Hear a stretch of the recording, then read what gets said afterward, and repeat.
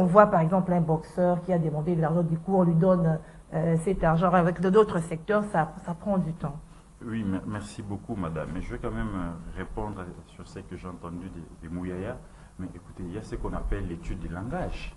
Et qu'à chaque moment, à chaque période, il y a un langage adapté pour cette période. Ici, on ne demande pas à Mouyaya d'être impoli. On ne demande pas à Mouyaya d'insulter les gens. Mais on demande à Mouyaya d'adapter son langage. Et si on nous parle aujourd'hui, on me dit, j'ai entendu dire mon aîné, que Mendeyer, il faisait tout seul, des fois il ne consultait même pas le Premier ministre. Mouyaya travaille en symbiose avec le Premier ministre et tout ce qu'il fait là, non mais ça c'est une façon pour lui de créer son pain. Comment voulez-vous, cher aîné, qu'un ministre porte-parole du gouvernement soit toujours journaliste, continue à faire la police des débats, et ça vous encouragez? Et c'est quoi les rôles de son chargé de communication?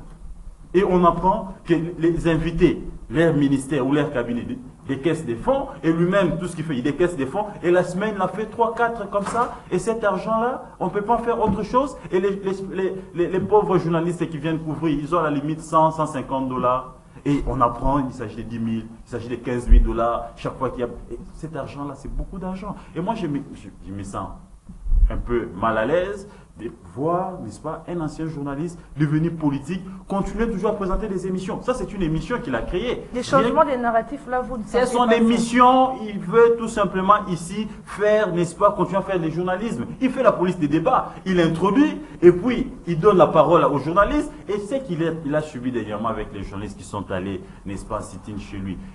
Ça lui a été reproché à Kolwezi. Je me rappelle, lors de la semaine touristique, j'étais dans la salle. Une dame de Lubumbashi prend la parole et dit « Excellence, monsieur le ministre, évite de frustrer nous sommes tous journalistes. Arrête, n'est-ce pas, d'être sélectif.